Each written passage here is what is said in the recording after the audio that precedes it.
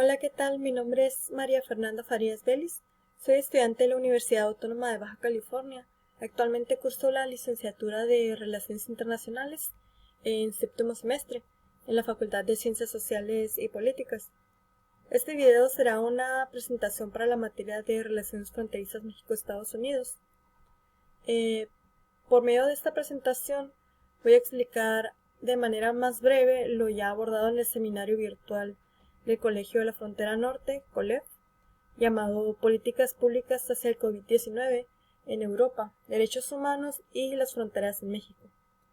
A grandes rasgos, este seminario se encargó de realizar un análisis de manera introductoria a las políticas públicas en España, Italia y Reino Unido, y respectivamente con estrategias ya sea para prevenir o para apaciguar el COVID-19 en estos estados, además de el impacto de los derechos en salud o de los derechos de los conciudadanos de manera general, los cuales están siendo afectados con la pandemia.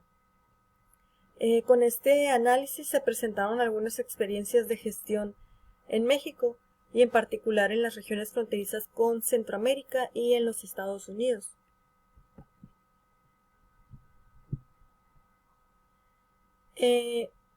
Primeramente quisiera abordar el tema entrando en un contexto internacional.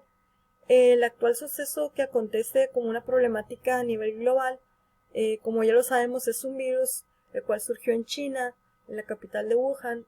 En un principio, este problema no fue mostrado como debió haber sido, ya que la Organización Mundial de la Salud emitió una alerta inmediata, no sino posterior a la inmensa propagación incontrolable, la cual pasó unos meses después, China logró manejar. Sin embargo, se puede resaltar que hubo una falta de liderazgo y coordinación tanto de China como de la Organización Mundial de la Salud, ya que fueron esta decisión de no revelar de manera inmediata la problemática fue un principal detonante de la propagación de diversas partes del mundo, ya que al no emitir una alerta en tiempo adecuado no permitió que el resto de los estados se preparasen a tomar sus medidas preventivas o acciones ante dicha pandemia. Actualmente, y vaya lamentablemente, podemos ver cómo dicho liderazgo y coordinación inadecuada persiste a nivel global. Entre ello, puedo referirme sin temor a equivocarme a las acciones tomadas por los representantes de los estados, o en su caso discursos o recomendaciones inadecuadas ante la pandemia. Entre ellos puedo referirme a Donald Trump, Jair Bolsonaro, incluso Andrés Manuel López Obrador, entre otros representantes de estados. En el contexto europeo nos encontramos principalmente con tres estados, que es España, Italia e Inglaterra. En general, la llegada del COVID-19 a Europa los tomó desapercibidos, por lo cual no hubo una acción inmediata para prevenir el brote. Y posterior a la expansión del virus en dicha región, de igual manera no se tomaron las medidas de tal magnitud como debían de haberse tomado. Y ese creo que en gran medida fue el error de Europa. Primeramente, España llegó a superar a Italia en el número de muertes, por lo que hoy se encuentra como el principal estado con el mayor número de muertes en toda Europa. A pesar de la mala coordinación o implementación inadecuada en un principio de este estado, España se caracteriza fuertemente por un excelente servicio de salud pública. Y además de el enfoque que tiene ahora el de incrementar su gasto público precisamente en este sector de la salud.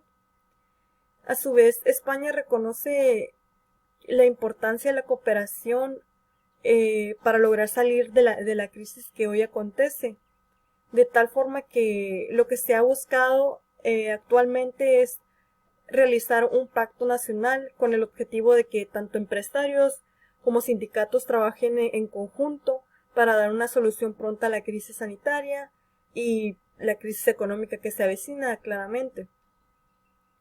En el caso de Italia, pues, como ya lo mencioné, llegó a convertirse en un principio en el estado europeo con mayor número de casos, ya que pues el brote en Europa surgió principalmente en este estado.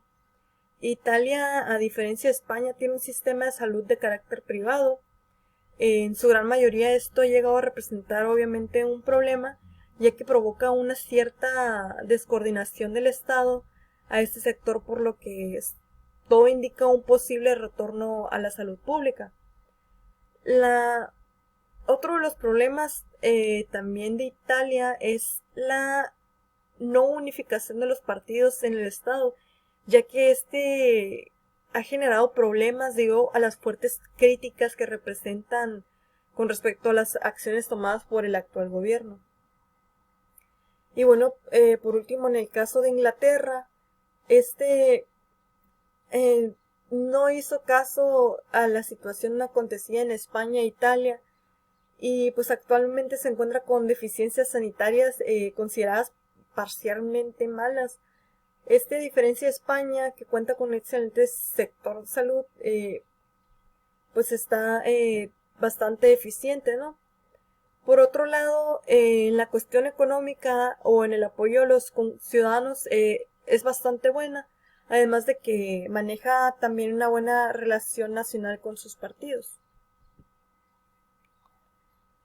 Bueno, ahora respecto a Centroamérica, nos encontramos con 7 estados: Panamá, Costa Rica, Honduras, El Salvador, Guatemala, Belice y Nicaragua. Estos se encuentran en orden de mayor a menor cifra de contagios. Al inicio de la alerta roja en México, Guatemala cerró la frontera con dicho estado, siendo este un acontecimiento nunca antes suscitado. Tanto Guatemala como el resto de los estados de Centroamérica, a diferencia de Nicaragua, cerraron sus fronteras para impedir la propagación inminente del brote. En esta región nos encontramos con el estado de Panamá con mayor número de casos y a su vez con un número muy reducido de médicos para atender con la pandemia, lo cual representa un grave problema. En el caso de El Salvador, al entrar a la fase 1, implementó un plan de apoyo económico donde se suspendieron pagos de servicios públicos como es la luz, el teléfono, incluso servicios privados como el internet. En el caso de Nicaragua, es un caso bastante sorprendente, ya que se encuentra con un mínimo de casos, por lo que no existen o no hay altos contagios y pues a su vez no hay medidas de prevención. En el caso de Costa Rica, lo que más parece preocupante son las nulas medidas tomadas en Nicaragua. Esto, sin embargo, pues el cierre de la frontera tanto de Honduras como de la misma Costa Rica de cierta manera mantiene aislado el estado de Nicaragua, por lo que de alguna manera no representa demasiado problema. Bueno, y actualmente en Honduras, además de estar sufriendo la pandemia de COVID-19, se está pasando por una epidemia de dengue.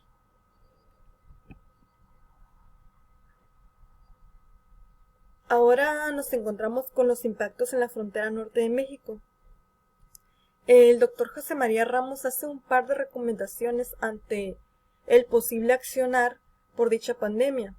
Si bien es ideal mantener en movimiento la economía, ya que de ello depende en gran medida los estados de la frontera con Estados Unidos, por lo que se menciona reiteradas veces que no deben cerrarse las fronteras, sino más bien implementar una mayor supervisión en los mecanismos de prevención, ser cuidadosos y protocolarios en la cuestión del cuidado de la salud. El doctor menciona a su vez un claro ejemplo del impacto que tendría el cierre de la frontera, ya que menciona que de 35,000 a 45,000 tijuaneses son trabajadores en la frontera, por lo que se recomienda que lo más viable para salir de esta crisis o apaciguarla lo más posible es no cerrar fronteras, incrementar las medidas de salubridad y fortalecer claramente los mecanismos de cooperación y coordinación entre los estados. Bueno, y por último, nos finalizamos con una conclusión. En un artículo del mes pasado en The New York Times, que hablaba acerca de los efectos del coronavirus, principalmente en las economías más vulnerables, se hace la mención a un fragmento que dice: una desaceleración en los países en desarrollo se traduce en una desaceleración del planeta. Este pequeño fragmento, a decir verdad, me resulta bastante acertado, ya que si bien los estados en vías de desarrollo tienen una fuerte dependencia hacia los países desarrollados en cuestiones de crecimiento y desarrollo económico, a su vez las grandes potencias son dependientes de los sectores primarios, de la materia prima, de la mano de obra barata de los países menos desarrollados, lo que se traduce en una dependencia mutua. Esta crisis sanitaria global, que viene acompañada de una crisis financiera, ya está teniendo un reflejo exponencial en pérdidas de empleo en los países de vías en desarrollo, que a diferencia de los países desarrollados que tienen la capacidad de mantener en su gran mayoría empleos, incluso las necesidades básicas de los conciudadanos intactas, de tal manera que se puede apreciar fácilmente las palabras dichas en el seminario, al finalizar el seminario del profesor Carlos Pérez, que nos dice que dependiendo según el nivel de desarrollo económico de nuestro estado, en el caso de los países pobres, solo se tiene dos opciones, ya sea el de morir de enfermedad o el de morir de hambre. Por mi parte sería todo y muchas gracias por su atención.